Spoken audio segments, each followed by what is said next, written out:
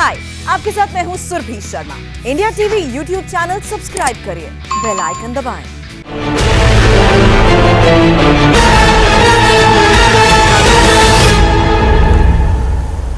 नमस्कार, मैं हूं सौरभ शर्मा। पिछले 24 घंटे में कोरोना वायरस ने एक ऐसा रिकॉर्ड बना डाला है जो पूरे हिंदुस्तान को खौफ में ला रहा है। आज करीब 2,739 नए मामले सामने आए हैं और 1,038 मरीजों की मौत हुई है, और वो भी तब जब भारत में वैक्सीनेशन ड्राइव जोर शोर से चल रही है। इस सब के बीच वायरस के एक नए म्यूटेंट ने भी चिंता और बढ़ा दी है। कोरोना के नए वेरिएंट को डबल म्यूटेशन वायरस कहा जा रहा है। बताया जा रहा है कि डबल म्यूटेशन का रूप संक्रमण फैलाने के साथ साथ बहुत खतरनाक है। देश के करीब 5 राज्यों में इसके वेरिएंट्स पाए गए हैं।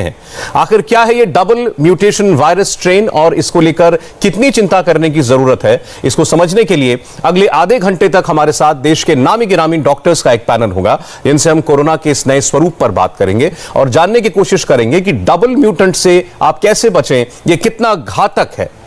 अभी हमारे साथ मुंबई के लीलावती अस्पताल से डॉक्टर जलील पारकर वो जुड़ने जा रहे हैं। उसके अलावा आपको बता दें 2 और बड़े senior doctors, doctor Padma Srivastava जो कि हेड ऑफ न्यूरोलॉजी हैं दिल्ली के All India Institute of Medical Sciences से, वो हमारे साथ जुड़ेंगी, और डॉक्टर शेखर मांडे जो कि DGCSIR है, बायोलॉजिस्ट हैं, वो भी हमारे साथ जुड़ने जा रहे हैं। लेकिन आप समझिए, एक दिन के अंदर 2 लाख मामले। इससे पहले 2020 में जब इससे ठीक आधे मामले, बल्कि आधे से भी कम थे, भारत ने एक दिन में 1 लाख मरीजों का आंकड़ा भी नहीं छुआ था, तब पूरे भारत में लॉकडाउन लगा हुआ था। आज चुनिंदा राज्यों ने लॉकडाउन की स्ट्रैटेजी अपनाई है, लेकिन उसके साथ साथ आप देख रहे हैं कि इतनी तेजी के साथ ये मामले बढ़ रहे हैं। इसकी वजह क्या हो सकती है? आइए सीधे चलते हैं डॉक्टर पद्मा श्रीवास्तव के पास। डॉक्टर साहब, आपका बहुत बहुत स्वागत है इंडिया टीवी पर। मैं उम्मीद करता हूं आप मेरी आवाज ठीक से सुन पा रही होंगी। सुन रहे, थैंक यू जी। डॉक्टर साहब, पहले लोगों के दिल की बात जो हर आदमी सोच रहा है इस वक्त कि ये 2 लाख के मामले एक दिन में भारत में आने लगे हैं, कभी इससे पहले ऐसा नहीं हुआ था। कोई एस्टिमेट है ये कहां जाकर के रुकेगा? ये मामले कितने बढ़ सकते हैं? सर, जैसे हमारे पास एविडेंस है अभी तक, वो 100 साल पुराना जो स्पेनिश फ्लू की पैंडेमिक है, that is a strong evidence. उसमें पहली वेव थी, उसके बाद सेकेंड वेव जरूर आई, वो पहली वेव से बहुत ज्यादा था। उसके बाद एक थर्ड वेव भी आई थी, वो फर्स्ट वेव से बड़ी थी बट सेकेंड वेव से कम था। उसके बाद धीरे धीरे वो जैसे एंडेमिक में चले गए। इसी तरह 100 साल के बाद भी उसी ट्रैजेक्टरी हम अभी भी देख रहे हैं। तो सेकेंड वेव जो है अब आ गई, पर ये ज्योग्राफिकली एकदम से सब यूनिफॉर्म हमारे देश में नहीं है। जैसे महाराष्ट्र में ऑलमोस्ट पीक शायद आ गया, हम देख रहे हैं कि पिछले 3-4 दिन में वो 60 ऑलमोस्ट 60,000 प्लस जाके वहीं पे रुक गए। 70,000 80 टच वुड 80,000 नहीं गया। हो सकता है वो पीक आ गया, वो प्लाट्यू होके धीरे कम हो जाए, पर हमारे एक्सपर्ट्स बताते हैं कि अभी आने वाले हफ्तों में वेस्ट बंगाल है, बिहार है, उत्तर प्रदेश में वहां पे तेजी से बढ़ेगा। And there are certain mathematical models predict किया है इन देशों में हमारा जो केस लोड ऑलमोस्ट 1 लाख तक हो सकता है एवरी डे। अगर उस तरह देखें तो सारा नेशन की जो नंबर्स है वो तो बढ़ेगी, पर जियोग्राफिकली कई रीजन्स में पीक कहीं टाइम पे होगा और खत्म भी कई टाइम पे होगा। इसी तरह दिल्ली में अब शायद हम शुरुआत में है, पीक होंगे, उसके बाद खत्म होगा। तो waves will be different in different parts of the country. So कब तक ये सारा हिंदुस्तान में खत्म होगा? May be several months. इसीलिए एटलीस्ट अब हमारे पास जो एक्सपीरियंस जो है पिछले साल का, ये लेके हम सावधान होना है। We should not going to complacence की जैसे वो खत्म हो रहा है कि अब सब कुछ ठीक हो गया। We should prevent at least a third wave from happening.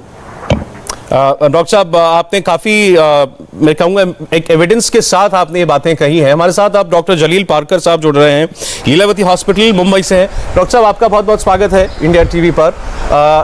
Doctor Padma AIIMS से हमारे साथ हैं, वो ये उम्मीद कर रही हैं कि शायद मुंबई ने इस सेकेंड वेव का पीक देख लिया है। आप मुंबई में हैं, आप रोजाना कोरोना के साथ जंग लड़ रहे हैं, आपको लगता है कि मुंबई में कम से कम शायद वर्स्ट इज ओवर? मुझे नहीं लगता, हो सकता है और 1 आध महीना जाए, या 15 दिन या 1 महीने तो भी लगने वाले हैं, when we can definitely say that the worst is over, not before that. क्योंकि अब इतने लोगों की, मरीज़ों की तादाद इतनी बढ़ चुकी है कि सब तरफ मरीज़ ही मरीज़ हैं, हर हॉस्पिटल फुल हो चुका है। लेकिन हमको उम्मीद है कि ये 15 दिन से 1 महीने में धीरे धीरे एक प्लेटो आके सब वापस कम हो जाएंगे। डॉक्टर साहब, मैं एक दूसरे प्लेटफॉर्म पर आपका इंटरव्यू देख रहा था और आप उसमें जो आप बात कह रहे थे वो वाकई सोचने लायक थी हर किसी के लिए कि हमारा हेल्थ इंफ्रास्ट्रक्चर इस वक्त कितना स्ट्रेस में है। आपने उसमें ये भी कहा कि आपको ऐसा लगता है the system has already collapsed, ये हमारा तंत्र जो है ये कोलैप्स कर चुका है। कि आप इसको एक्सप्लेन कर सकते हैं क्यों आपको ऐसा लग रहा है? मुझे लगता है हमारा जो हेल्थ स्ट्रक्चर जो है वो ऑलरेडी फ्रैक्चर हो चुका है। अभी अगर आप कहते हैं कि कोलैप्स हो चुका है, हो सकता है कोलैप्स होने पर आया हो या कोलैप्स हो चुका हो, लेकिन सिर्फ ये जो डेडिकेशन है जो हेल्थ वर्कर्स का, जो हेल्थ डिपार्टमेंट का, जो मिनिस्ट्री ऑफ हेल्थ का, हमारी गवर्नमेंट का, डॉक्टर्स का, नर्सेस का, टेक्नीशियंस का, इन लोग की जो सिर्फ ये मेहनत है जिसके वजह से मुझे लगता है कि हम इस पर हावी हो सकते हैं। लेकिन उसके लिए हमको सब लोगों की मदद चाहिए। हमें दवाइयाँ चाहिए, हमें ऑक्सीजन चाहिए, हमें वेंटिलेटर्स चाहिए, हमें ऑक्सीजन कॉन्सेंट्रेटर्स चाहिए, हमें इंजेक्टेबल मेडिसिन चाहिए और हमें ज़्यादा से ज़्यादा लोग वैक्सीनेशन ले लें, वो होना चाहिए। अगर वैक्सीनेशन लोग लेते हैं तो ये सब लोग जो है, इनको जो कोविड-19 अगर हुआ भी तो भी वो उस तरह से नहीं होगा, उतना क्रिटिकल नहीं होगा कि जिसके लिए उनको हॉस्पिटल में आना पड़े। उनका हम इलाज घर पर कर सकेंगे और ये लोग मौत से बच चुके होंगे। एक बात आप सब लोग ने समझनी चाहिए कि कोविड हम सबको होने वाला है, आज नहीं कल। हमको उसके ऊपर हावी होना चाहिए और उसके लिए हमें भी कुछ वैक्सीन के बावजूद, डॉक्टर साहब सॉरी आपको इंटरप्ट कर रहा हूं, आपने कहा कि सबको कोरोना होना है, वैक्सीन के बावजूद होना है। बिल्कुल, वैक्सीन, आप एक बात समझ लीजिए कि वैक्सीन जो है वो आपको सिवियरिटी ऑफ कोविड से बचाएगा। लेकिन आप कहेंगे कि मैंने 2 वैक्सीन ले लिया, मुझे कोविड बिल्कुल नहीं होगा, ये नामुमकिन है। कोविड के कुछ सिम्टम्स आपको आएंगे, लेकिन वैक्सीनेशन के वजह से आप उतने क्रिटिकल नहीं होंगे कि जिसके लिए आपको हॉस्पिटल में जाके ऑक्सीजन लेना पड़े, आपको जाके इंजेक्शंस लेना पड़े, आपको वेंटिलेटर पे जाना पड़े। तो जान बचानी है तो मेहरबानी करके सब लोगों ने वैक्सीन ले लें। और एक चीज़ मैं कहूँगा कि ये वैक्सीन जो है, गवर्नमेंट तो हमारी मदद कर रही है, इसमें कोई शक नहीं है, चाहे वो सेंट्रल गवर्नमेंट हो, महाराष्ट्र गवर्नमेंट हो। तो अगर वैक्सीन की कीमत अगर 250 है तो जिनके पास, जिनकी माली हालात बहुत अच्छी है, उन लोगों ने खुद से अपने आप से और पैसे देने चाहिए ताकि वो 250 रुपये न दें, 500 दें, 1000 दें, 2000 दें, जिससे दूसरे गरीबों को वैक्सीनेशन मिल सकेगा। और ये मेरी गुजारिश सबसे है, कोई भी हो, कि अगर आप किसी एक व्यक्ति को भी अगर आप वैक्सीन देते हैं, वो और 100 लोगों को बीमारी से बचा सकता है। तो अगर हमने ये, हमारे दिमाग में, हमारे दिल में ये आना चाहिए कि नहीं, हमको सबको लड़के कोविड-19 के साथ उसके ऊपर हावी होना पड़ेगा। डॉक्टर साहब, अगर आप एक बार आप जो हालात फेस कर रहे हैं अस्पतालों के अंदर, वहां पर अपने हॉस्पिटल में, अगर वो आप एक्सप्लेन कर सकें दर्शकों के लिए कि हालत कितनी गंभीर है। हम बार बार देखते हैं, कभी तस्वीरें आती हैं कि मरीजों को बेड नहीं मिलता, मरीज आप लोगों के ऊपर भी नाराज होते होंगे, आप लोग उससे कैसे डील करते हैं? इस वक्त एक वो डॉक्टर, एक अस्पताल जो कोरोना पेशेंट्स को ट्रीट कर रहा है, वो किन हालात से और किन दुश्वारियों से गुजर रहा है? देखिए, डॉक्टरों का पेशा और हेल्थ सेक्टर का पेशा ऐसा है, नर्सेज हो, वार्ड बॉयज़ हो, नर्सिंग अटेंडेंट्स हो, टेक्नीशियंस हो, क्या अच्छा किया तो भगवान ने किया, बुरा किया तो डॉक्टर्स और उनकी टीम ने किया। आप पूछ रहे हैं लीलावती हॉस्पिटल में, लीलावती हॉस्पिटल में जो ट्रस्टीज़ हैं, जो मैनेजमेंट है, उन्होंने अभी और एक फ्लोर पर कोविड-19 के पेशेंट्स एडमिट करना शुरू कर दिया है। हमने लोगों की जान बचाने के लिए, हमारी मैनेजमेंट ने जान बचाने के लिए, ताकि लोग मरे नहीं, लोग हमारे ऊपर चिढ़ रहे थे कि हम एडमिट नहीं करते हैं, गवर्नमेंट भी हमारे ऊपर ये हो रही थी, म्यूनसिपल अथॉरिटीज़ भी हो रहे थे कि आप ज़्यादा से ज़्यादा मरीज़ को एडमिट कर लो। हमने ये सोच कर के इन लोग सबको इलाज देना चाहिए, हमने हमारे 8th फ्लोर पे जहाँ पर कोविड वार्ड है उसमें लॉबी में हमने कम से कम 25-30 बेड्स डाल दिए थे। इलाज उनको सब वही मिल रहा था, डॉक्टर्स वही थे, वार्ड बॉयज़ वही थे, नर्सेज वही थे, टेक्नीशियंस वही थे, तो हमने कोई कमी नहीं छोड़ी थी इनके इलाज के लिए। इससे ज़्यादा हम क्या करते हैं? अब चूँकि हमने वो किया, आप हमारे ऊपर फिर वही थप्पड़ मारते हैं कि हम लोगों ने लॉबी में एडमिट की। ये तो शर्म की बात है, आप लोगों को शर्म आनी चाहिए जिन्होंने ये वीडियो निकाल के बोला कि हम लोग लॉबी में उनको रखे हैं, रेफ्यूज एरिया में रखे हैं। अरे करें तो क्या करें? एक तरफ आप बोलते हैं कि हम लोगों ने जान बचानी चाहिए, वो हम कोशिश करते हैं, दूसरी तरफ आप कहते हैं कि आप लोगों ने लॉबी में बेड्स कर दिया। नहीं, आप लोग हमारे से चाहते क्या हैं? अगर आप लोगों को इतनी हमारे से नफरत है तो मार डालो हम लोग सबको, आप लोग आ जाओ और आप लोग इलाज करो ना। कौन कहता है कि आप लोग आके इलाज मत करो? आ जाइए मैदान में तो आके बोलिए, बाहर बैठ के बड़ी बड़ी डेंगे क्यों मारनी है आप लोगों को? मुझे ये समझ में नहीं आता कि हम लोगों को हुआ क्या है। मानसिक कुछ प्रॉब्लम है डॉक्टर से और नर्सेज से और वार्ड बॉय से या हेल्थ वर्कर से? प्रॉब्लम किससे है आपको? हम क्या जान नहीं बचाए लोगों की? हमने अगर उसको कुर्सी पे इलाज दिया तो आपको क्या तकलीफ है? इलाज तो हम दे रहे हैं ना। दवाइयाँ हमको चाहिए, वैक्सीनेशन हमको चाहिए, वो मिलेंगी तो हम और कोशिश करेंगे। हम लोग सब थक चुके हैं, हमारे पूरे फैमिलीज़ में कोई ना कोई कोविड का शिकार हो चुका है और वो भी हम लोगों की वजह से। वो नर्सेज बेचारे 8-8 घंटे काम करते हैं। आप आइए, मुंह पे 2-2 मास्क पहनिए, पीपीई किट पहने, तब आपको मालूम पड़ेगा आप 10 मिनट सांस नहीं ले पाएंगे। तो जो हमारे ऊपर उंगली उठाते हैं उनको शर्म आनी चाहिए। और मैं दावे के साथ कहता हूं कि अगर 10 मिनट उन लोग ने कोविड मास्क और पीपीई किट पहना तो उसके बाद उनका हाल क्या होगा वो देखें। क्या हम लोग सबकी फैमिली नहीं है, बच्चे नहीं है, हमारे माँ बाप नहीं है? बड़े अफसोस का मकाम है ये। डॉक्टर साहब, और लोग बोलते हैं वही बात आके बोल रहे हैं, वही बात। अरे आंखें खोल लो, इसीलिए तो हम बार बार आके बोल रहे हैं कि अभी भी वक्त है, अभी भी आंखें खोलो, अभी भी वक्त इतना बुरा नहीं है, अभी भी हम कुछ कर सकते हैं। डॉक्टर साहब, जो आपने बात कही 100% सच है, उसमें उससे कोई व्यक्ति इनकार नहीं कर सकता। और अगर आज के हालात में अगर कोई किसी डॉक्टर को, हॉस्पिटल को, मेडिकल स्टाफ को, फ्रंट लाइन वर्कर्स की कमियां गिनाता है तो मुझे लगता है उससे ज़्यादा शर्मिंदगी का बायस कोई बात नहीं हो सकती है। आप लोग हैं तो आज शायद जिंदगियां बच रही हैं, देश चल रहा है, ये बात मैं ही नहीं हम सब लोग यकीन करते हैं। और आपकी बातों में आपकी तकलीफ झलकी है आज। जब वो तस्वीरें दरअसल दिखाई जाती हैं, जब कोई पेशेंट लेटा हुआ है जिसको बेड नहीं मिला, वो शायद ज़मीन पर ही उसको दे दिया गया, कुछ कोई मेडिसिन दे दी गई है, या दिखता है कि वो कुछ इंटरवीनस उसको ग्लूकोज दिया जा रहा है, वॉटेवर, मैं नहीं जानता। वो सवाल सर दरअसल आपसे नहीं होता, वो होता है गवर्नमेंट से। वो होता है कि हमारी जो गवर्नमेंट है वो ये प्रेडिक्ट क्यों नहीं कर पाई कि ये ऐसे हालात बनने जा रहे हैं। लोगों की गलती सबसे पहले है, सबसे पहले लोगों की गलती की वो अब भी नहीं समझ रहे कि कोरोना कितना खतरनाक है। लेकिन कोई तो होगा जो ये सोच, जो आगे की सोचता होगा कि भाई आने वाले दिनों में ऐसे हालात बनेंगे, तो फिर किसकी गलती है? डॉक्टर पारकर, आप ही बताएं।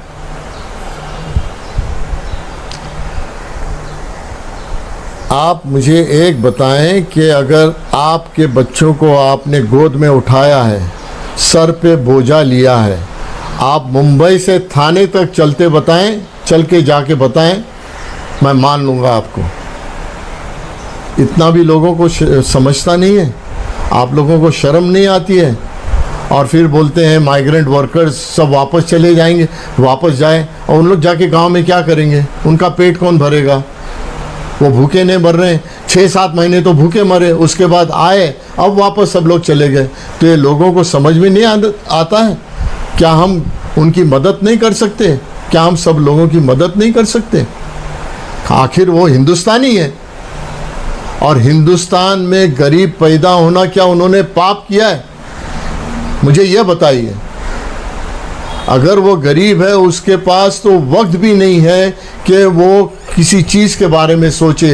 वो बस यही सोचता है कि कल की मैं रोटी मेरे बच्चों को, मेरे बीवी को, मेरे माँ बाप को, भाई बहनों को, खुद को कैसे खिलाऊं। इतना तो सोचिए आप लोग। क्यों मारना चाहते हैं?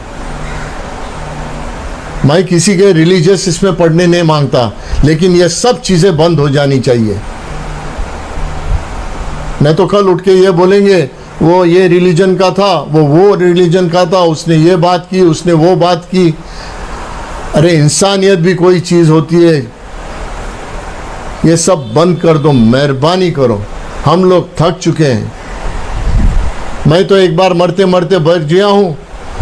मुझे इतनी थकान हो चुकी है कि मैं सोचता हूँ कि मैं वापस से मुझे कोविड हो जाएगा। इससे ज़्यादा मैं और क्या कहूँ। और वो मेरे दोस्त लोग भी कहते हैं, वो लोग भी क्या करेंगे। रोज़ आते हैं, हम रोज़ वही देखते हैं, मरते हुए देखते हैं, भीख मांगते हुए उन लोग देखते हैं। हमसे सहा नहीं जाता अभी। कम से कम अभी तो आंखें खोलो, मेहरबानी करो। लोग कहते हैं टीवी पे क्यों भीख मांग रहे हो, तो और क्या करें, हम मजबूर हैं। हम मजबूरी में इंसान कुछ भी कर सकता है। उससे ज़्यादा हम क्या करें। हम तो हाथ जोड़ के भीख मांग सकते हैं, उसके आगे तो हम कुछ कर नहीं सकते। अफसोस का मकाम है, बड़े अफसोस का मकाम है। और साहब ये बातें आपकी सुनकर भी किसी की आंख नहीं खुले तो फिर क्या कह सकते हैं, उसको आंख वाला अंधा ही कह सकते हैं। मैं बहुत जल्द वापस लौट रहा हूं। डॉक्टर पद्मा भी हमारे साथ हैं। बहुत छोटा सा ब्रेक लेकर लौट रहे हैं। भारत में एक दिन के अंदर 2 लाख से ज्यादा कोरोना के मामले आए हैं और स्थिति इससे ज्यादा खराब कभी नहीं रही है। हमारे साथ डॉक्टर जलील पारकर हैं लीलावती हॉस्पिटल मुंबई से, और डॉक्टर पद्मा श्रीवास्तव हमारे साथ हैं एम्स से, और अब हमें ज्वाइन कर रहे हैं doctor Shekhar Mande, DG CSIR हैं। डॉक्टर साहब आपका बहुत बहुत स्वागत है।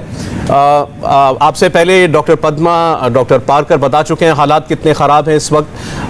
कुछ लोगों ने यह बात कहना शुरू की है, कुछ एक्सपर्ट्स ने, कि इस बार जो हम ये दूसरी लहर कोरोना की देख रहे हैं, लोगों की लापरवाही या लोगों का ये मान लेना कि अब कोरोना विदा हो गया है, तो उन्होंने मास्क को भी विदा कह दिया, दूरी मेंटेन करने को भी विदा कह दिया, वो तो सबसे बड़ी वजह लगती है।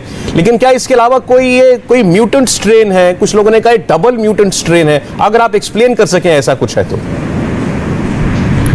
तो इसमें ऐसा होता है कि कोई भी पैंडेमिक लहरों में आता है। हमें पता है कि पहली लहर आती है, दूसरी आती है, तीसरी आती है, और दूसरी लहर जनरली पहले लहर से थोड़ी ज्यादा तेज होती है। ये सब पैंडेमिक्स में ऐसा होता है। इसके पीछे में अनेक कारण होते हैं कि क्योंकि ये एक लहर हमें इतनी तेज लग रही है इस बार की। इसका मुख्य कारण ये हो सकता है कि लोगों में लापरवाही, जैसे कि आपने बताया। दूसरा कारण ये होता है कि ये जो डिसीज है, ये महामारी जो है, ये बंद कमरों में जहाँ पे वेंटिलेशन कम हो वहाँ ज़्यादा फैलती है, खुली हवा में कम फैलती है।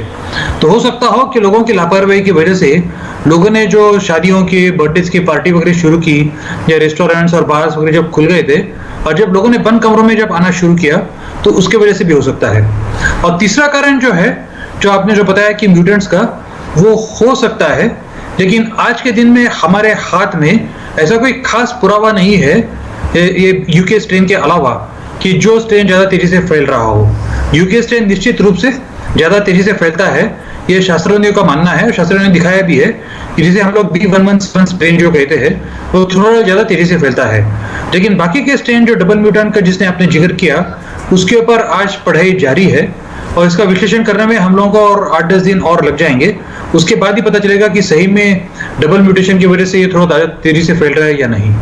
तो डॉक्टर पद्मा, आप भी ये मानेंगे कि इतने सारे मामलों के लिए ये हमारा ह्यूमन बिहेवियर, हम ये जो हमारा इंसानी बर्ताव रहा है ढिलाई पने का, वो ज़्यादा उसके लिए उसकी वजह बना है, या कोई इस किस्म का नया कोरोना स्ट्रेन है जो पहले से ज़्यादा तेजी से फैल रहा है?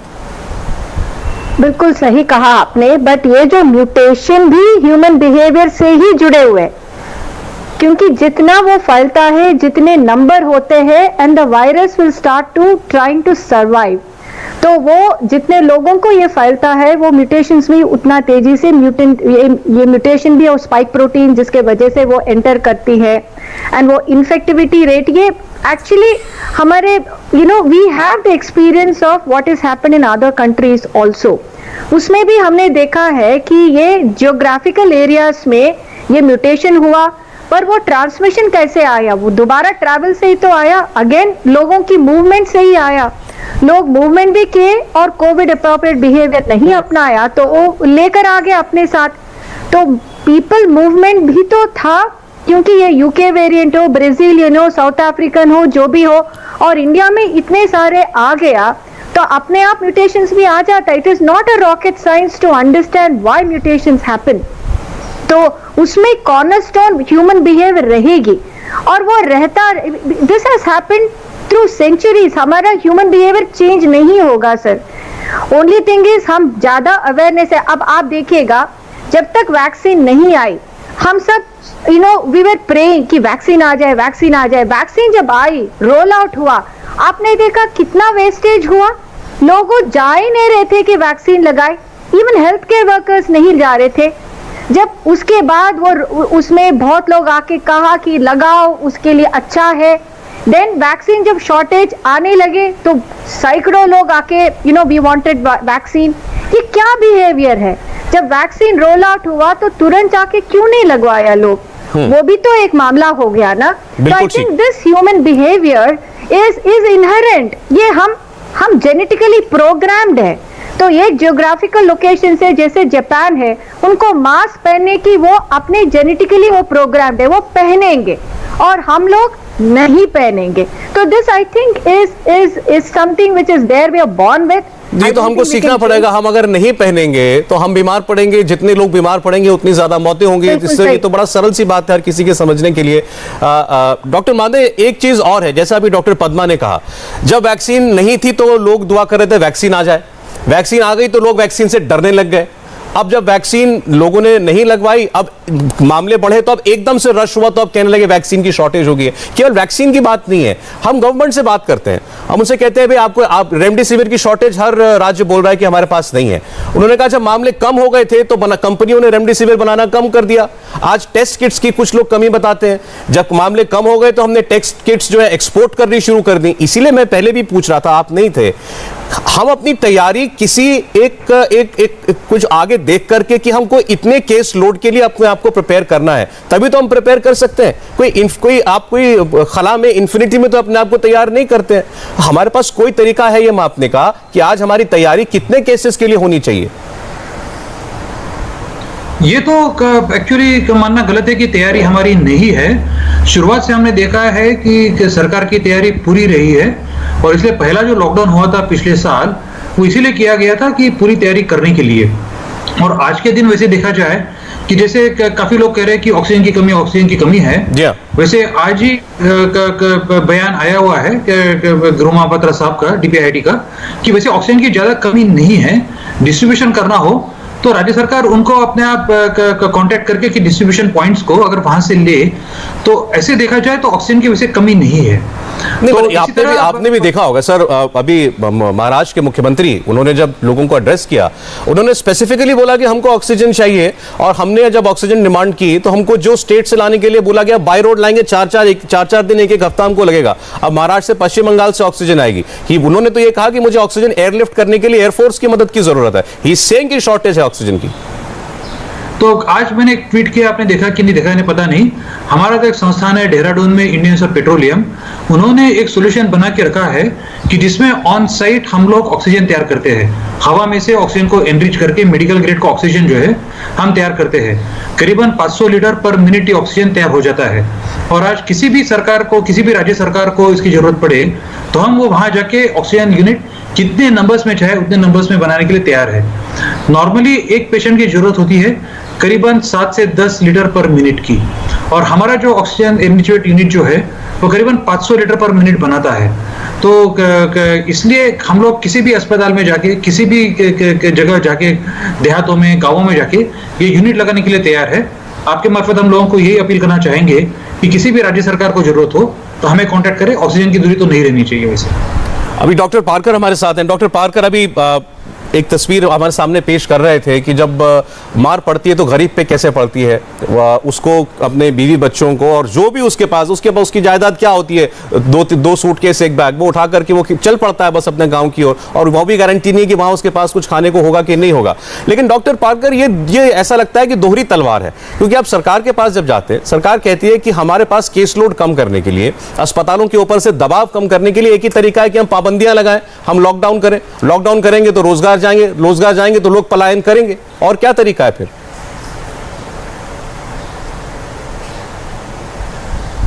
देखिए, इसकी बहुत सारी चीजें हैं, खाली एक सवाल का एक जवाब देके नहीं चलता। आपको हम सब नागरिकों को ये समझना चाहिए कि ये जो बीमारी है वो क्यों बढ़ रही है, और उसके कारण एक नहीं है, उसके कारण बहुत सारे हैं। मनुष्य जो है उसको आप महीनों घर में बांध कर नहीं रख सकते। पहले तो वो कर दिया क्योंकि वो उस वक्त की ज़रूरत थी, लेकिन उससे कुछ नुकसान भी हुआ। नुकसान ये हो गया कि घर में बैठे बैठे बच्चे स्कूल नहीं जाते थे, वो खेल नहीं पाते थे। 1 साल हो गया है, वो अब दूसरे बच्चों के साथ खेल नहीं पा रहे, उनकी मानसिक स्थिति खराब हो गई है। दूसरा, लॉकडाउन के वजह से लोगों की नौकरियां चली गई। अगर मियाँ बीवी कमाने लगे हैं तो उसमें से या तो मियाँ की या बीवी की पत्नी की या पति की नौकरी गई है। नौकरी अगर एक बची है उसमें भी 10%, 20%, 25% जो सैलरी कट दिए हैं। अब हर इंसान के हर घर में कुछ खर्चे होते हैं, कुछ EMI होते हैं। अगर उसने बेचारे ने स्कूटर लिया होगा उसका EMI होगा, घर भाड़े पे लिया होगा उसका EMI होगा, बच्चे स्कूल जाते हैं उसका खर्चा होगा, कॉलेज जाते हैं उसका खर्चा होगा, माँ बाप होंगे, सास ससुर होंगे, जो भी है ये खर्चे। अब ये खर्चों को कवर कैसे करें? तो उसके वजह से ऐसा हुआ है कि लोग अभी कहते हैं कि ऐसा मरने से अच्छा तो वैसा मरो, बाहर निकलो। क्योंकि घर जाओ, बच्चा बोलेगा डैडी मेरे को बाहर लेके चलो, हमको घुमा फिराओ। बीवी कहेगी मुझे बाहर निकालो, मैं तो घर में तंग आ चुकी हूँ। माँ बाप जो है वो बोलेंगे कि हम 1 साल से बाहर नहीं निकले, हम भी तो इंसान हैं। तो ये सिर्फ एक ही चीज़ नहीं है, हर चीज़ का दूसरे पर उसका असर पड़ रहा है। छोटी छोटी दुकानें नहीं खुलेंगी तो वो कहाँ से कमाएंगे? जो क्रेडिट पे माल लेते हैं वो कहाँ से देंगे दूसरों को? रेस्टोरेंट्स जो खुलते हैं उसमें अगर 2 बावर्ची रहते हैं, बाकी वेटर्स रहते हैं, चाहे वो 2 वेटर हो, 6 वेटर हो, 10 वेटर हो, उनको जो 15,000, 20-25 हज़ार रुपया जो मिलता है वो उनको नहीं मिलने वाला है। वो लोग कहाँ जाएंगे?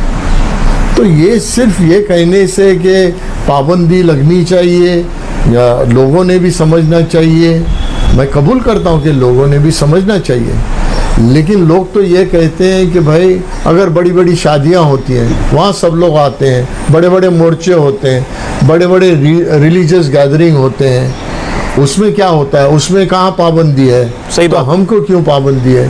तो एक रिवोल्ट, एक रेवोल्यूशन होता है, और वो हद अभी हो चुकी है हर घर में। हर घर में यही कहा जाता है कि हमारे ऊपर रोक क्यों? जी। तो इन सब चीज़ों को, ये सब हालात को देख के हमें ये लगता है कि मिलकर सब करना चाहिए। डॉक्टर साहब, हमें तो इस वक्त एक जवाब चाहते हैं। अब आप लोग वो लोग हैं जो फेस कर रहे हैं सारी चीजों को, डील कर रहे हैं उनसे। हम तो ये समझना चाहते हैं इस वक्त आपकी दरकार क्या है? क्या करे गवर्नमेंट? आखिरकार करेगी, सरकार करेगी। आम आदमी से आप अपील कर सकते हैं, क्या चाहिए सरकार से इस वक्त हमको कि ये हमको मिल जाए तो शायद हम कुछ और बेहतर कर पाएंगे। डॉक्टर पारकर, आप पहले आप ही जवाब दें, फिर मैं बाकी दोनों मेहमानों के पास जाता हूँ। सब में पहले तो यह है कि दवाइयाँ होनी चाहिए, घर घर वैक्सीनेशन होना चाहिए जी। वैक्सीनेशन सबको मिलना चाहिए, और गरीबों को अगर फ्री में मिले तो बहुत ही अच्छा है, अमीरों ने पैसा दे देना चाहिए। आप अगर वैक्सीन लेते हो, 250 रुपये का वैक्सीन है, आपने अगर 1000 रुपया दे दिया तो क्या फ़र्क पड़ता है? ये 45 साल वाली जो अभी एज बार है, आप चाहते हैं ये चली जाए, सब यूनिवर्सली लगे? वो भी लगनी चाहिए, बिल्कुल। वो भी चली जाए। दूसरी बात है, दवाइयाँ जो हैं वो इजीली एक्सेसिबल होनी चाहिए। ये नहीं कि मेरे पिताजी हॉस्पिटल में मर रहे हैं और मैं पूरे बम्बई में घूम रहा हूँ, थाना से लेके यहाँ वहाँ से लेके कांदिवली से बोरीवली से लेके नरीमन पॉइंट तक मुझे वो इंजेक्शन ढूंढने के लिए। ये सब अवेलेबिलिटी होनी चाहिए, इसमें कोई दो राय नहीं है। तीसरी बात है कि इकोनॉमी को अगर हम नहीं बढ़ाएंगे तो हालात, लोग रास्ते पर आएंगे, मारा मारी लूटा लूटी हो जाएगी, सब डकैत बन जाएंगे, लूटने लगेंगे। कई जगहों पे तो ये शुरुआत हो भी गई है। मैं आपकी बात का जवाब ले लूं, मुझे लगता है डॉक्टर मांडे हमारे साथ हैं।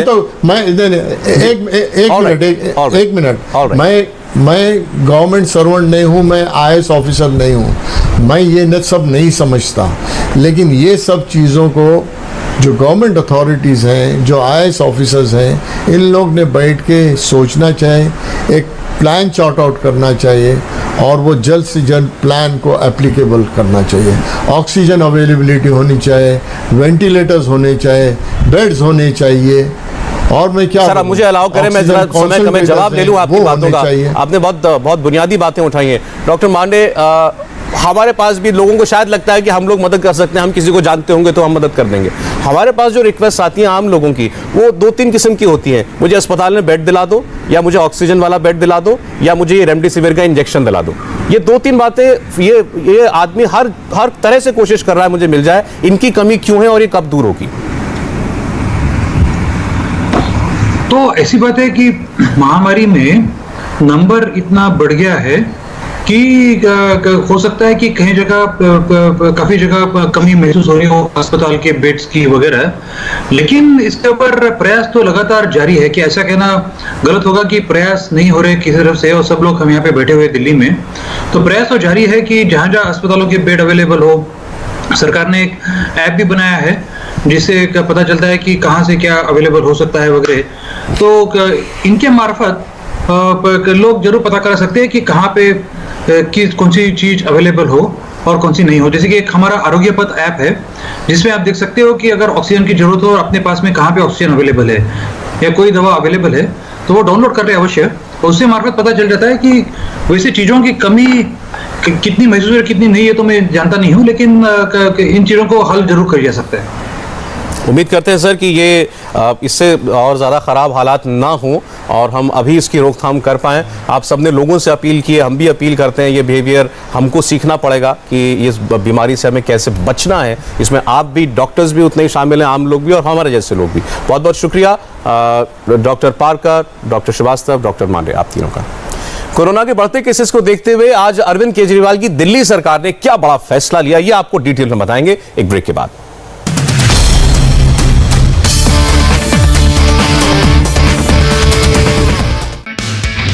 I'm सुरभि शर्मा। खबरों से अपडेट रहने के लिए India TV YouTube channel subscribe करिए, साथ में बेल आइकन जरूर दबाएं। जुड़े रहें इंडिया टीवी के साथ।